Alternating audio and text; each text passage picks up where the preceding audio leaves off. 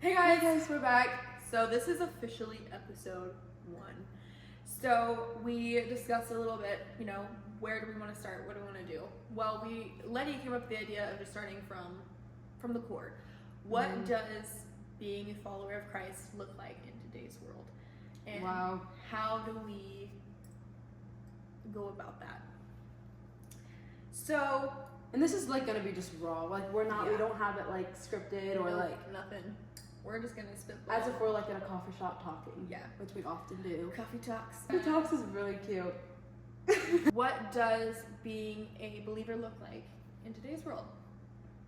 Specifically, a young adult in young adult life. It can be very hard. I know, especially probably for a lot of Christians to be like in the world because it's like, I don't know, it could be hard. I feel like being in the world and not of it. That is. I mean, it's something that you're told about all the time. But to do it is harder. And that factors into just your everyday life. Whether you're going to work, whether you're going to school, whether you're just hanging out with your family. Being intentional about the things that you're doing to grow closer to Him. I was born and raised in a Christian home. And I wouldn't say I was truly saved until I was 15. And I continued to grow close to the Lord. A lot of things happened. I struggled with a lot of different things. The main one being depression, and just which is so like a lot of people are very struggling common, with it very right now. common. I don't want to be here anymore. But the Lord saved me from that when I was 15. And I mean, I still had depression. I'm not saying that went just away. Boom. We wish it was like that. I know. I wish it was like that. But no, He just entered my life and made it so much more possible. So, as somebody who was born and raised Christian, I never partied, never drank, never did any of those things until I was 18. See, I never have. Like, which our story's different, so it's like different testimonies different again. testimonies. But go ahead. When I turned 18, I actually graduated early. I moved to Idaho. I was out on my own. I started off pretty strong, and then temptations came my way. How did you think those temptations came? Because like I've always wondered, like when someone goes like I was doing fine, I was like strong, and then like your mindset again, it's like a mindset thing too. Like how did it like switch? You think was it your influence? It was my influence, but I think it was also to the fact of I'm a second-born child, and I know that is a stereotype, but in my case, it was very real. I do not learn unless I learn the hard way. You cannot tell me, don't do this, save yourself from it.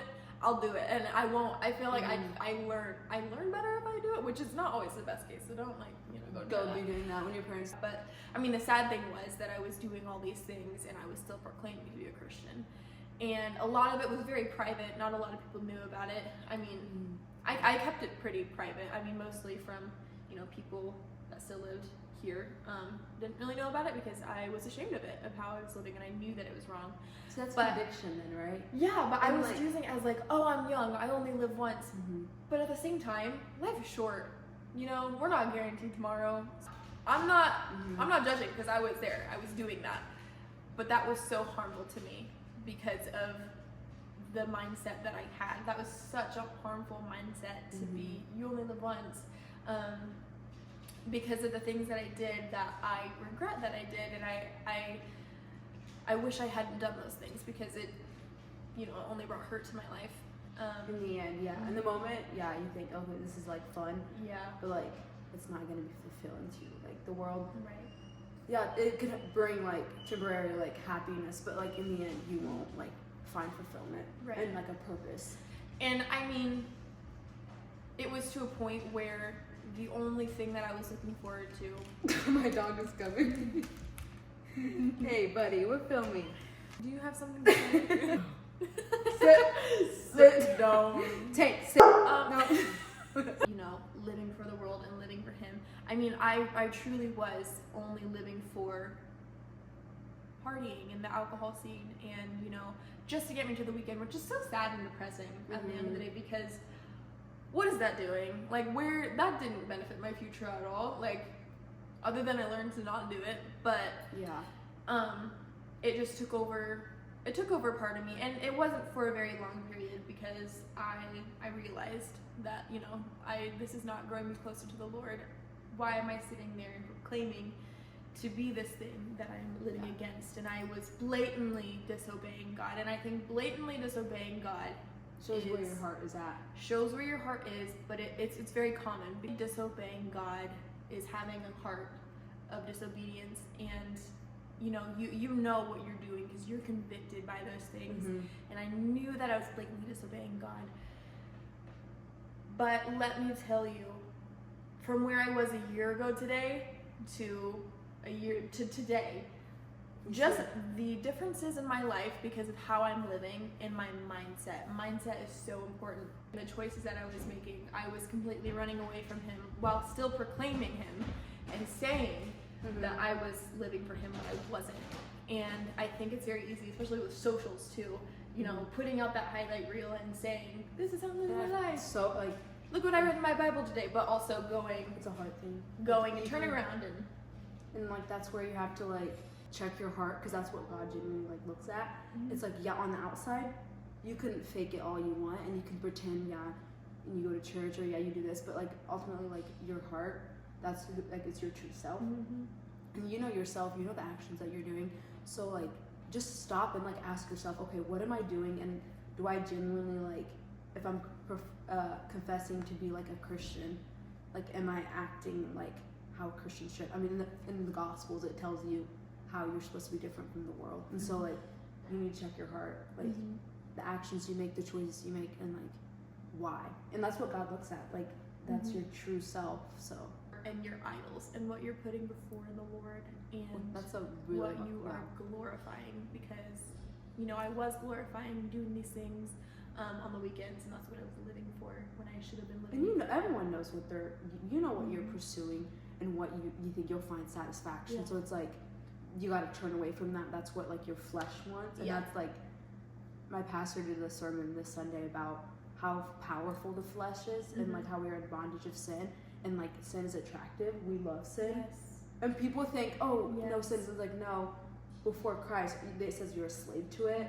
When you choose to follow Christ, like you're set free from that.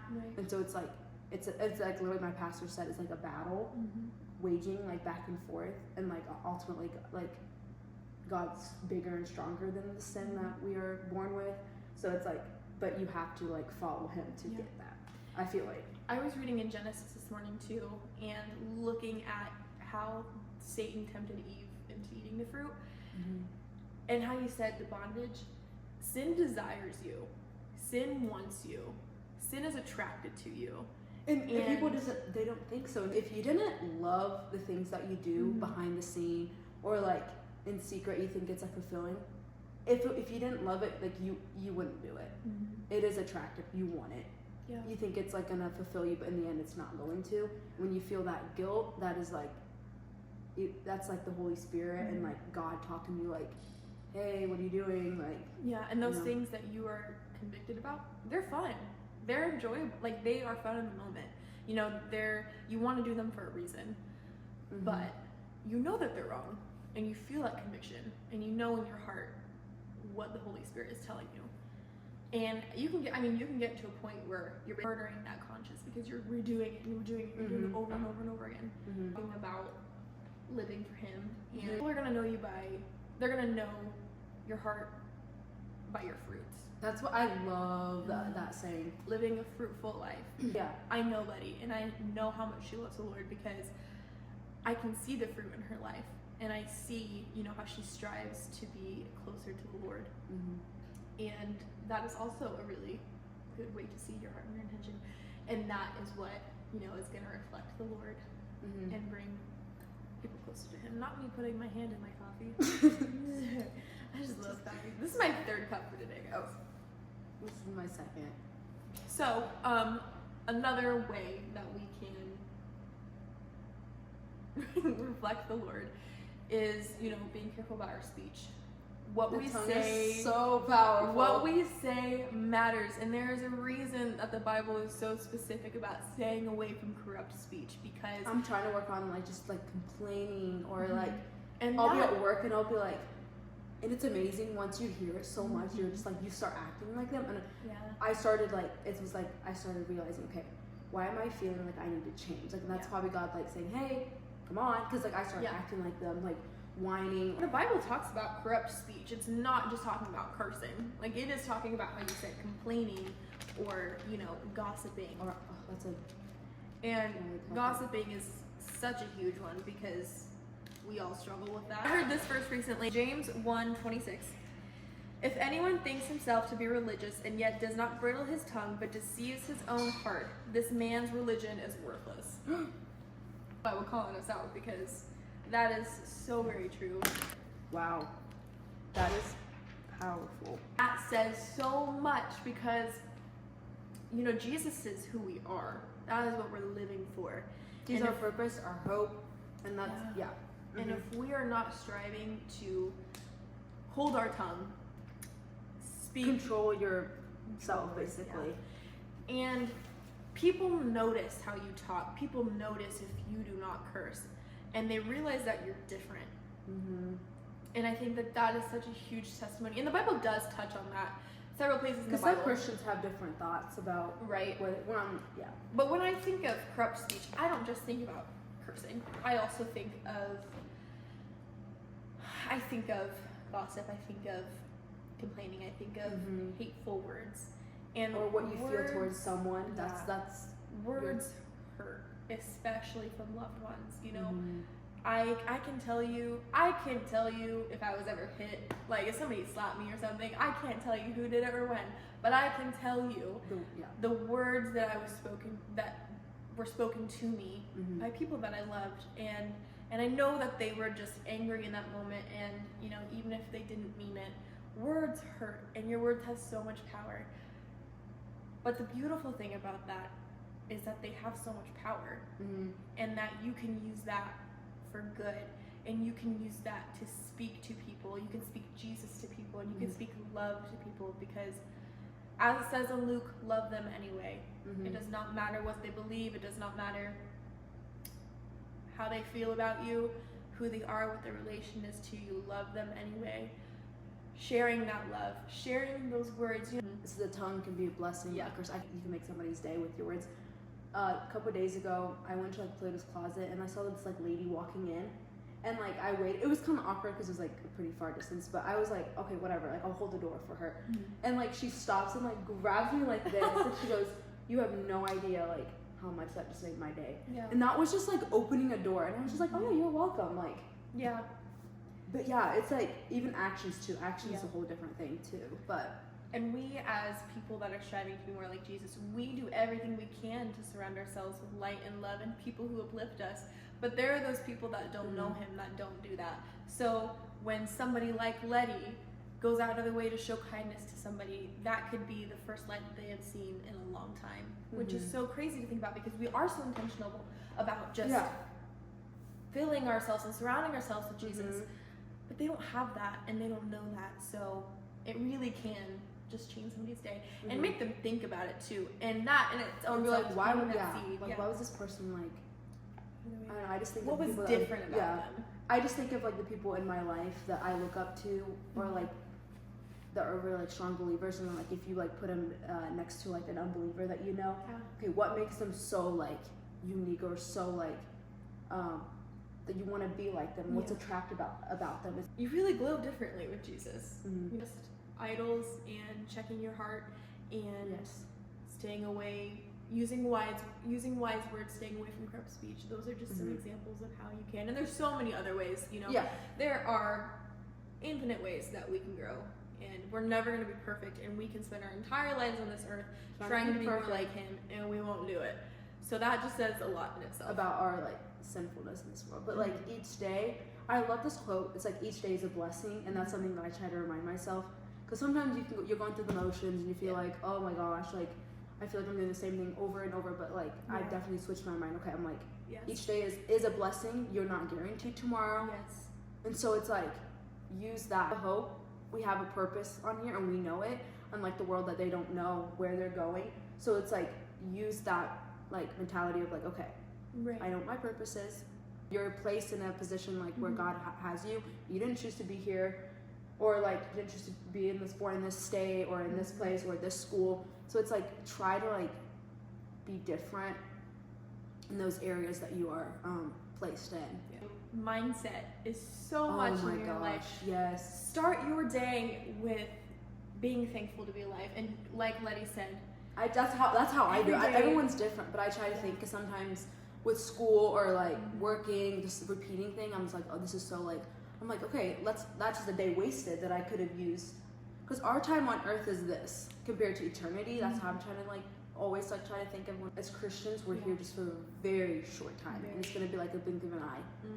And so, and you're not guaranteed tomorrow, so use that like mindset and like to further his kingdom, and you are ultimately here to serving him and not yourself. Starting your day with him is I've heard so many Christians say that, and I really, as my goal for this year, I really like need that, because you go out into the world and you're just like, you get distracted. I don't know about you guys, but I'm not a morning person. Never I've have kind of been. become a morning person from working early. I'm still not. I'm not. But a morning I person. aspire. So Yeah. those people that wake up early, read their Bible and pray, because I know I don't pray like as much as I would like to, and I start my day with some worship songs. I do and worship I in the love morning. worship. That is my favorite thing in the world. So to just start my day with some worship of the Lord and asking Him to prepare my heart, that made a big difference. And then continuing on the day, later in the day, opening up my Bible and reading that, but also being able to like actually study it. Yeah. So I think that starting your day with Jesus is just something that I recommend, and it may look different for you. Yeah, I really want. I've been wanting to do that, because normally I read my Bible in the evening right before I go to bed. But I think I really need it in the morning. It's amazing. Like sometimes, like a verse will pop up. I'm like, I needed that today. It's like when you go to church and The pastor sermon. is preaching, and you're like, yeah. so did you guys have like a one-on-one meeting with the Lord? Yeah. Mindset is everything, and we're not perfect, but we are here to help you. We're here to encourage you. Send us a message. We will respond. We're not anything super. We're not special. like so big that we're not gonna see the comments. Like we're no, not anything special. We're here with pure intentions, pure heart. We were praying before we started this, just asking the Lord to just if this reaches one person, then it will all be worth it. So. We hope that you guys enjoyed our first podcast episode. I hope it does well. Like I hope that's like I said, God knows our Letty, we intentions. just talked about that we don't care about views. No, I'm saying I'm saying like it like reaches people. Like what I mean? Like it like helps somebody. But yeah, make sure you guys subscribe if you'd like. You don't have to if you don't want to. But hit that notify button. Yeah, we're still. Yeah. Just kidding. Bye. But we love you, and I feel like we're besties now. Like I feel like we've just started getting started our conversation. You probably are all gone by now. You're probably not even listening. Nobody's listening at this point. It's fine. But stay, because you'll want to hear some testimonies that can really touch you and like inspire you and help you. Yeah. Because everyone's like different, and I know I love hearing testimonies. I could hear testimonies all day, just because you just see the difference in how God has worked in their life, and it's like wow. Yeah. So thank you guys for listening to the first podcast episode of Led by Faith. Stay tuned for episode 2. Bye.